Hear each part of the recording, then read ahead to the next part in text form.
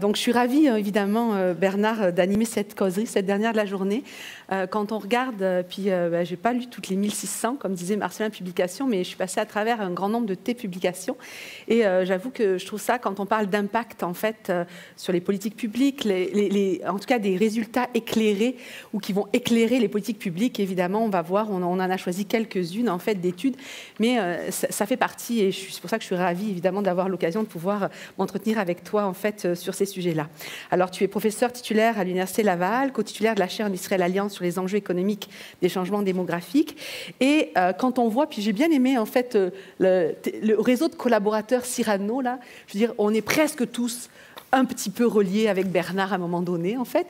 Donc, je trouve ça vraiment génial. Et ça fait partie, et vous l'avez vu à travers la journée, la collaboration. Cyrano est aussi un vecteur de collaboration. Je veux dire, à partir du moment où on est interuniversitaire, où on rassemble toutes les universités, ben, c'est aussi ça. Et je sais qu'au début, quand Cyrano a été créé, c'était une façon de dire aussi, quand on veut faire des demandes de subventions, quand on veut faire des projets en collaboration, ben, on a un lieu physique où on se retrouve déjà. Des fois, les gens me disent, mais pourquoi vous avez un lieu physique? Très important, ce lieu physique, parce que c'est l'endroit où on se retrouve, c'est l'endroit où on discute, et finalement, même en étant à l'Université Laval, on se voit très souvent et on trouve des moyens de se rencontrer.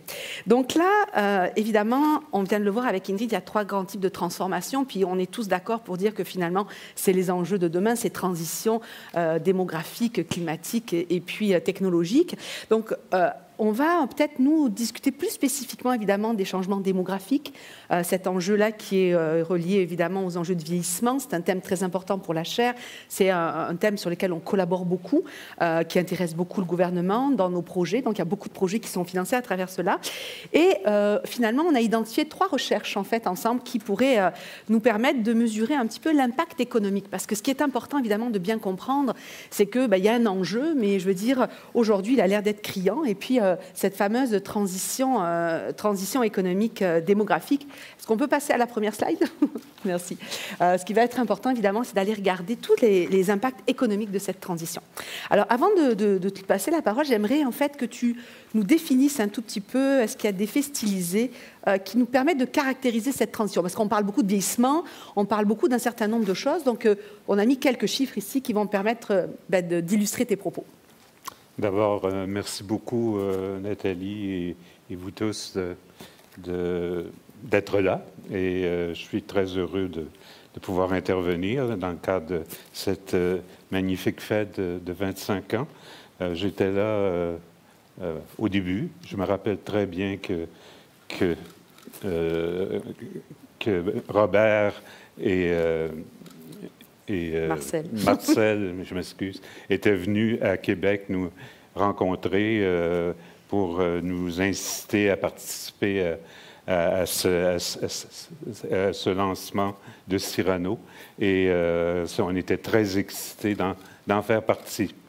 Alors, donc, dernièrement, j'ai travaillé sur des thèmes reliés effectivement à la transmission démographique. Alors, si je peux vous présenter rapidement quelques faits stylisés.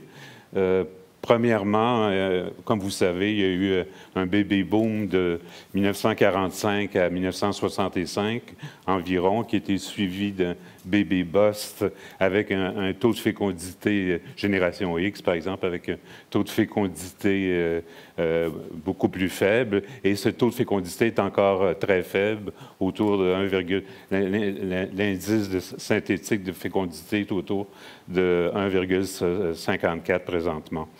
Et deuxièmement, c'est qu'il y a eu une hausse significative de l'espérance de vie des 65 ans et plus.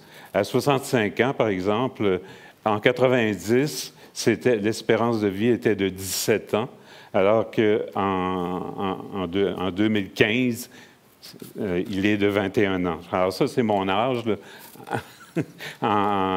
J'avais 65 ans en 2015, et donc mon espérance de vie est de 21 ans en 2015.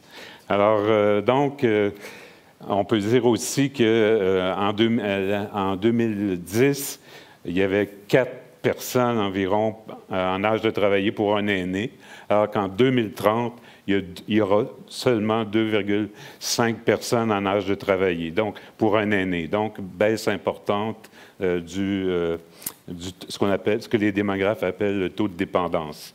Et plus encore, en 2017, le nombre de personnes âgées va dépasser le nombre d'enfants de 0 à 19 ans pour la première fois dans l'histoire du Canada.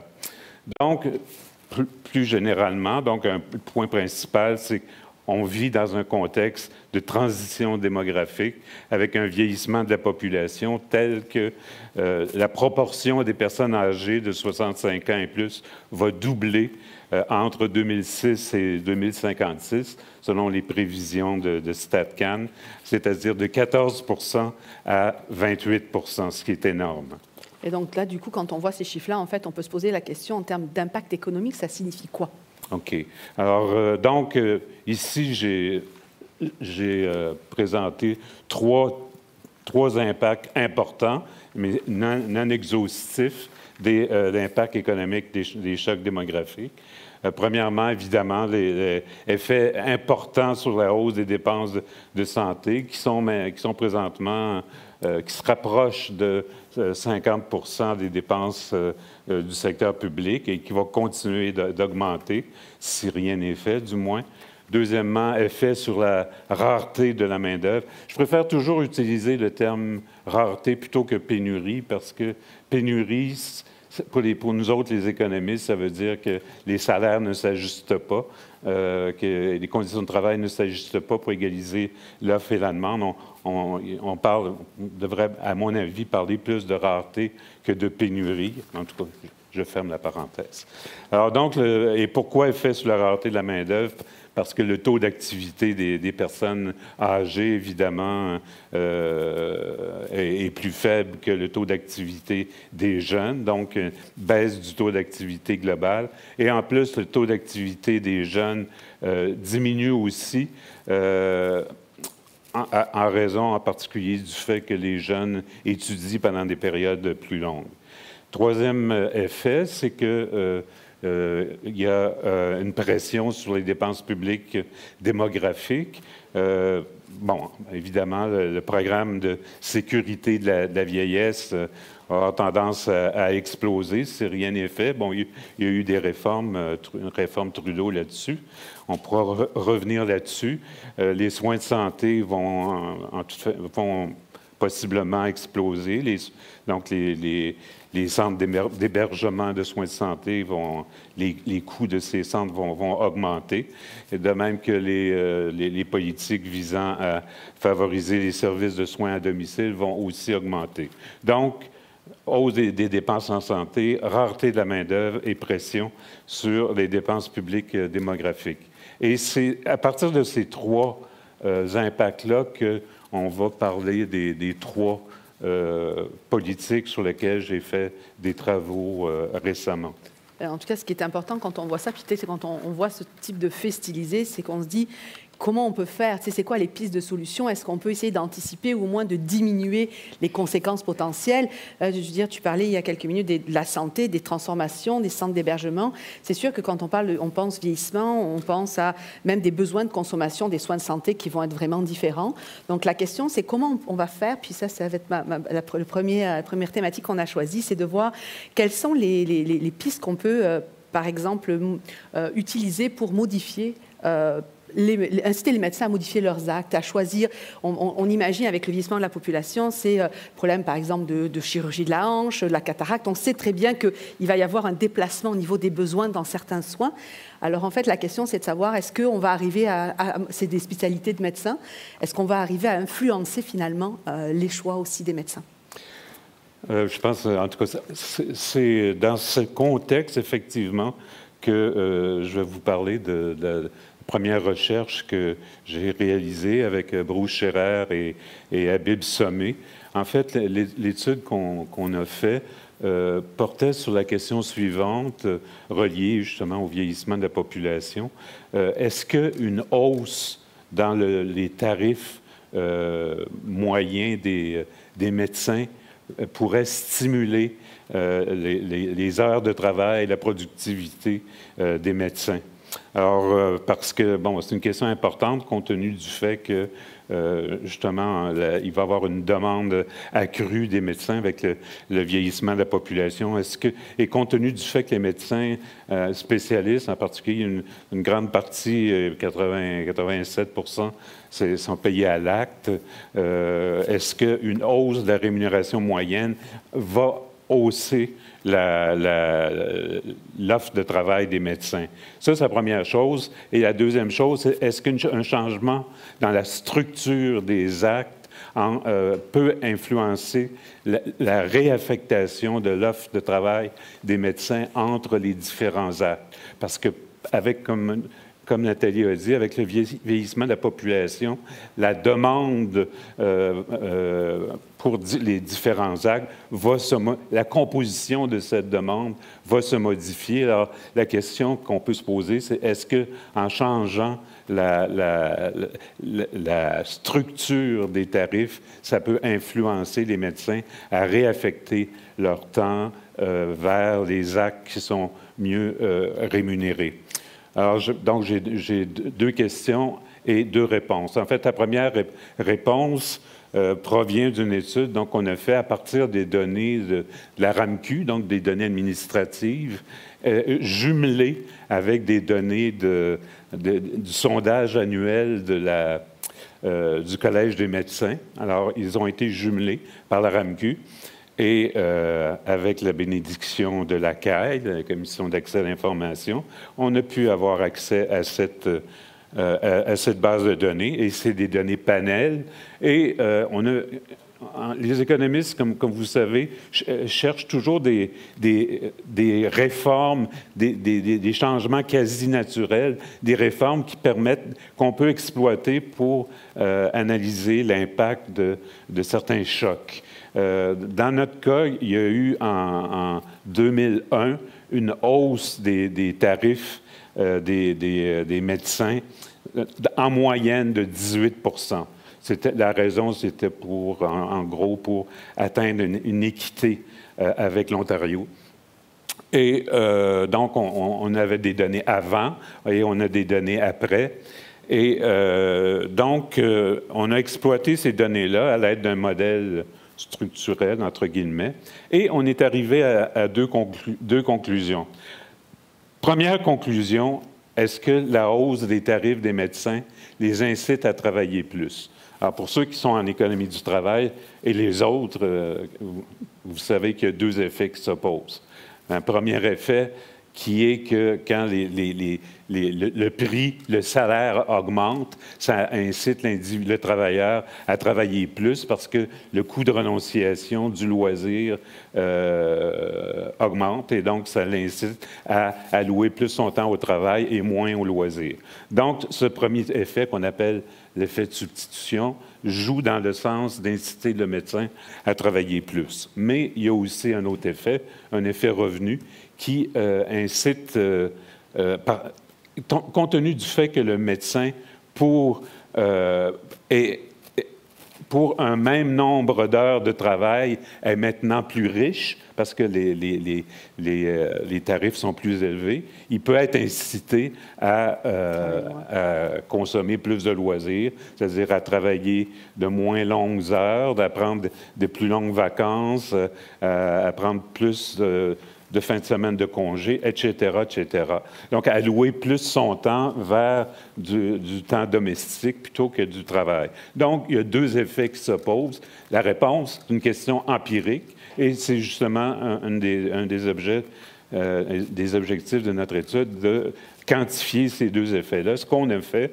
Et le résultat, c'est que on est si vous avez une courbe d'offre à rebroussement, on est dans le contexte où le deuxième effet domine le premier effet. En d'autres mots, une hausse des tarifs a pour effet de réduire les heures de travail des médecins.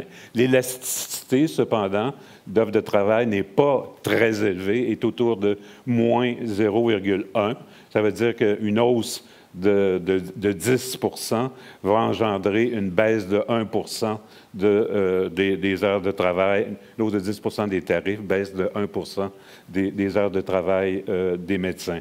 Et si on applique ça au changement dans les tarifs qui ont eu lieu entre 2008 et 2013 à peu près au Québec, chez les médecins spécialistes, il y a eu une hausse d'environ 30 des tarifs pour les médecins spécialistes. Ça voudrait dire qu'en gros, il y aurait eu une baisse de 3 des heures de travail des médecins en raison de cette politique. Donc, l'intuition, pourquoi c'est le cas? C'est que les salaires moyens des médecins est déjà tellement élevé qu'on est rendu à un seuil critique du tarif tel qu'on est à la phase de rebroussement de la courbe d'offre de travail. Alors, pour un travailleur à faible salaire, l'effet de substitution pourrait dominer l'effet revenu, mais dans le cas des médecins, c'est le contraire qui joue. Donc finalement, ce n'est pas si facile que ça de trouver des incitatifs. En tout cas, ce n'est pas le salaire et la hausse de salaire. Ça va donner l'effet contraire à ce qu'on souhaiterait. Dans ce cas-là, lorsqu'on a une hausse du salaire moyen, du tarif moyen, par ailleurs, on est arrivé aussi à la conclusion que lorsqu'on réalloue les tarifs, on hausse les tarifs actes, par exemple, pour certains actes par rapport relativement à d'autres. Par exemple, pour les traitements d'oncologie ou des changements de la hanche, ou des traitements de cataracte, etc.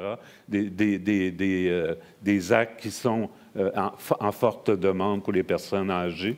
À ce moment-là, on a l'effet attendu, en fait, c'est-à-dire qu'il y a une réaffectation vers les actes dont les tarifs ont augmenté relativement plus. Donc ça, c'est déjà un premier résultat très, très probant parce qu'on voit qu'on réussit, même si on regarde globalement, dans certains cas, on peut réussir à trouver au moins des pistes de solutions pour certains éléments qui sont reliés au vieillissement, en tout cas. En tout cas, la conclusion qu'on en tire, c'est que si on veut augmenter les services de santé, ce n'est pas en haussant les tarifs des médecins. Ce n'est pas la solution. Il y en a d'autres, possiblement. Bon, on parle beaucoup des infirmières praticiennes spécialisées, des IPS, des super infirmières, augmenter leur nombre ou leur qualité par des études plus longues, etc. Ça peut être une voie possible, mais ça serait une prochaine étude. En tout cas, merci beaucoup. Je pense qu'on va garder l'idée parce que je pense que c'est vraiment intéressant. Et donc, pour faire un petit peu le passage avec la deuxième étude qu'on voulait regarder aujourd'hui, c'est que tu as parlé de rareté de la main-d'œuvre. Je trouve ça intéressant, en tout cas, évidemment. Donc, avec cette augmentation du nombre de personnes âgées, même si on a vu tout à l'heure Raquel qui nous parlait qu'il y a peut-être des moyens de ramener, en fait, les personnes plus âgées sur le marché du travail et tout ça. Donc, ça, c'est des solutions aussi qu'on regarde. Mais si on le prend réellement sur l'aspect au niveau du capital humain particulièrement, qui va être un enjeu très rapide, qui est déjà là et tout ça. Tu sais, il y a la quantité, il y a la qualité, évidemment, au niveau du capital humain. La question que je me posais, moi, en fait, finalement, c'est qu'il y a un effet, c'est-à-dire qu'on va le voir, il y a une rareté, il y a une augmentation peut-être de la demande pour certains types d'emplois et on y voit l'abandon scolaire. Il y a le décrochage scolaire où il y a des jeunes qui, finalement, c'est beaucoup plus attrayant de rentrer sur le marché du travail très tôt parce que, finalement, cette rareté de la main-d'œuvre, ça veut dire qu'il y a des salaires plus élevés pour eux au départ. Donc ça, c'est un enjeu qu'on parle de vieillissement de la population. Là, on est en train de voir que, finalement, il y a quelque chose c'est un autre sujet que moi je trouvais très intéressant et le lien était évident quand on en a discuté. Puis je trouvais que c'était intéressant qu'on en parle un petit peu. Alors, comment on fait là pour mesurer cet effet-là, puis pour essayer de trouver des pistes de solutions à nouveau? Alors, effectivement, cette deuxième recherche porte sur la question suivante. Quels sont les facteurs qui influencent le décrochage scolaire au niveau secondaire et ce qu'on pourrait appeler l'abandon scolaire au collégial et à l'université. Comme vous savez, chez les garçons en particulier, au niveau secondaire, dans le secteur public, le taux de décrochage est autour de 22 %. C'est beaucoup plus faible pour les filles.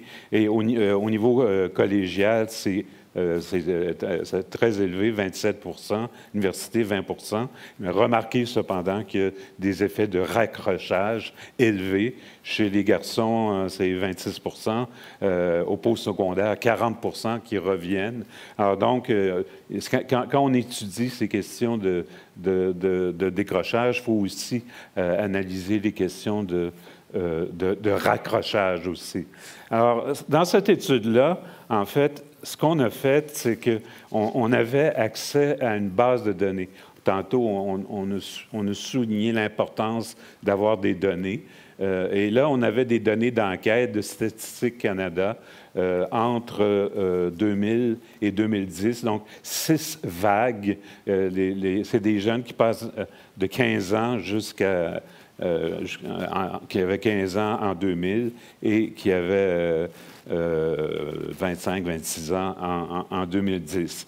Et on a construit un modèle de trajectoire des scolaires, des étudiants, donc c'est ce qu'on appelle dans notre jargon des modèles multi-États, multi-épisodes, où on analyse les hasards d'entrée et de sortie entre les différents États. Les États étant le jeune est au secondaire, le jeune est sur le marché du travail ou ailleurs, le jeune retourne au secondaire, le jeune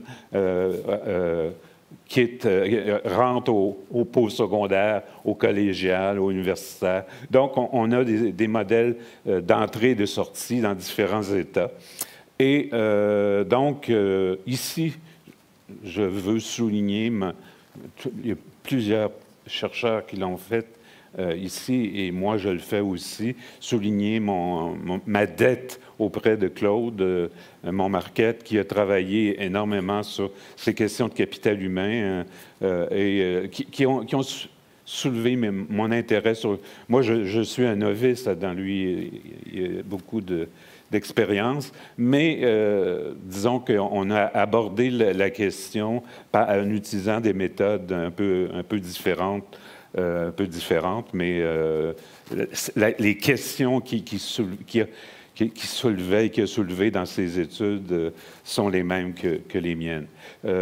Et les nôtres, parce qu'il y a aussi Marcelin Joannis et Safar Ageg qui ont été co-auteurs de cette étude-là, qui n'est pas encore publiée, remarquez, mais qui a été financée par le ministère des Finances et par Cyrano. Alors, je vais vous présenter les résultats reliés à des politiques publiques, parce qu'on avait des données en panel, mais aussi entre les provinces. Donc, c'est des données canadiennes, interprovinciales et longitudinales, ce qui nous a permis d'analyser l'impact de certaines politiques économiques sur les trajectoires scolaires. Et 3 résultats que j'aimerais que vous reteniez, si vous voulez. En tout cas, si vous voulez, oubliez. Alors, premier résultat, c'est la hausse d'âge légal de fréquentation scolaire. Par exemple, ici, c'est 16 ans, alors qu'en Ontario, c'est 18 ans. Alors, nos résultats montrent qu'une hausse d'âge légal de fréquentation scolaire retarde fortement l'âge auquel les garçons quittent l'école. Alors donc, c'est une politique qui a un effet très significatif, autour de 60 % d'effet sur la décision du jeune de quitter l'école. Donc, c'est une politique à suivre. Et je sais qu'on en parle présentement, et quand on parle des recherches de Cyrano qui peuvent avoir un impact politique, bien, ça en est une, d'autant plus que le gouvernement Legault se dit fort intéressé par l'éducation. Un deuxième effet que Claude avait eu, d'ailleurs, ça porte sur des questions de hausse du salaire minimum. Alors, donc, Pierre, est-ce que Pierre est là? Non. Pierre Fortin avait fait des études sur l'impact du salaire minimum sur l'emploi. Mais en fait, c'est intéressant comme tel, mais il y a plusieurs autres marges d'ajustement quand le salaire minimum augmente. Et une marge d'ajustement, c'est les études. Et on est arrivé à la conclusion. Quand le salaire minimum augmente, bien sûr, ça hausse le coût de renonciation de continuer les études. Donc, ça peut inciter l'individu de quitter les études pour entrer sur le marché du travail. Et si vous avez quitté les études, ça vous désincite à raccrocher, à revenir aux études. Alors, un de nos résultats, et c'est très fort comme résultat, on a une élasticité de moins 1,2. C'est-à-dire que quand le salaire minimum augmente de 10 par exemple, ça va diminuer de 1,2 le taux de retour à l'école des garçons décrocheurs. Donc, ça désincite des décrocheurs à revenir aux études. Le troisième résultat qu'on a, c'est l'effet d'une hausse des frais de scolarité sur l'augmentation du taux d'interruption au post-secondaire. Alors, tous ces résultats-là sont significatifs, entre parenthèses. Et ici, ça donne une élasticité significative, donc, mais pas très élevée. C'est une élasticité positive et significative. Ça donne une élasticité de 0,15, c'est-à-dire donc c'est une élasticité qui est pas très élevée, mais qui montre que les jeunes réagissent dans leur décision d'interrompre leurs études postsecondaires à une hausse des frais de scolarité. Entre parenthèses, personnellement, je me suis toujours intéressé beaucoup plus à l'économie positive que l'économie normative. En d'autres mots, ayant été 8 ans chez les Jésuites, j'ai eu plein de personnes qui m'ont dit quoi faire. Moi, je consacre mon temps à analyser l'impact de politique, mais sans poser des questions. C'est aux hommes politiques à prendre des décisions. Moi, j'analyse l'impact des politiques. Et les résultats, les conclusions qui sont là sont intéressantes parce que ça va pouvoir aider évidemment ces politiques-là. Exactement. Je vois que le temps file, alors peut-être tu peux conclure sur cette partie-là. Pardon? Le temps est en train de filer, alors si tu peux conclure sur cette... OK. Alors, donc, la troisième recherche... Oui, c'est ça. Ouais, on peut faire le lien directement. Alors, donc, vous faites le lien ou je le fais moi-même? Je peux le faire moi-même. Vas-y. Alors, donc, la troisième recherche, c'est montrer que notre chère industrielle Alliance sur les enjeux économiques des changements démographiques a développé des outils pour, en particulier, des modèles dynamiques de micro-simulation qui nous permettent d'analyser l'impact de réformes. En particulier, réforme de la sécurité de la vieillesse. Je prends l'exemple, ici, je vais vous parler de l'exemple de 2012. Le gouvernement Harper avait proposé une augmentation de l'âge d'admissibilité de la sécurité de la vieillesse de 65 ans à 67 ans. Commençant en 2023 jusqu'à 2027, je pense. Et l'idée qu'on avait, c'est... Et il y avait plusieurs raisons à ça, mais une des raisons, c'était qu'à cause du vieillissement de la population, il y aurait des pressions financières sur le gouvernement. Financières très élevées sur le gouvernement fédéral. Alors, donc, on a fait tourner la machine, si vous voulez, le modèle dynamique dont je vais faire comme André Lemelin, je vais vous épargner la description du modèle, qui est assez conséquent, mais je vais vous donner quelques résultats.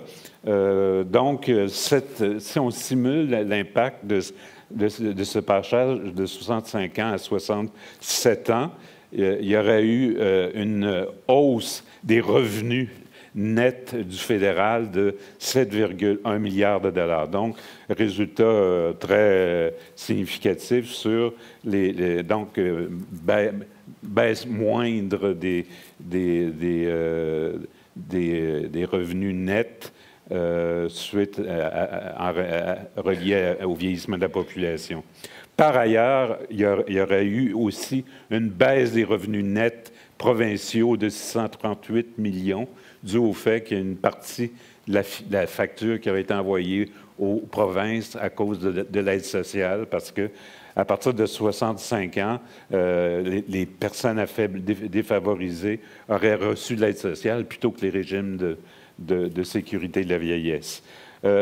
Et à comportement constant, ici, ce modèle-là, malheureusement, pour le moment, ne tient pas compte des ajustements dans l'offre de travail, ce qui doit être fait dans le futur.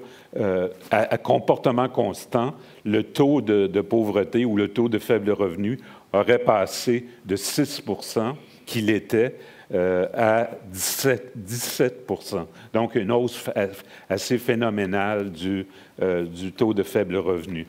Donc, cette politique-là aurait été très néfaste pour les aînés à faible revenu et pour les femmes aussi. Donc, il y a d'autres réformes alternatives. M. Trudeau a adopté certaines réformes.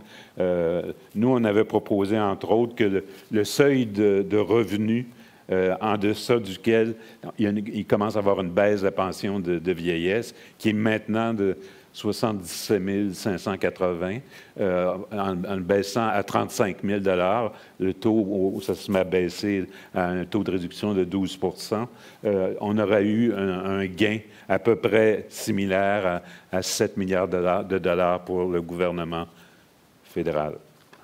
J'ai fini. Ben, merci beaucoup, Bernard. En tout cas, très intéressant. Et puis, là, vous avez eu 3 exemples. On pourrait passer l'après-midi. En tout cas, quand on a fait notre préparation, là, on a parlé longtemps. Je pense qu'on voit vraiment l'impact, en fait, des études. C'est des questions, on les a identifiées, des questions aujourd'hui qu'on se pose. Puis, on voit vraiment que grâce aux études qui sont faites à Cyrano et grâce aux chercheurs de Cyrano, ben, ça permet d'avoir, évidemment, au moins des éléments de pistes de solutions ou de pas de solutions, mais de voir les effets que ça peut avoir.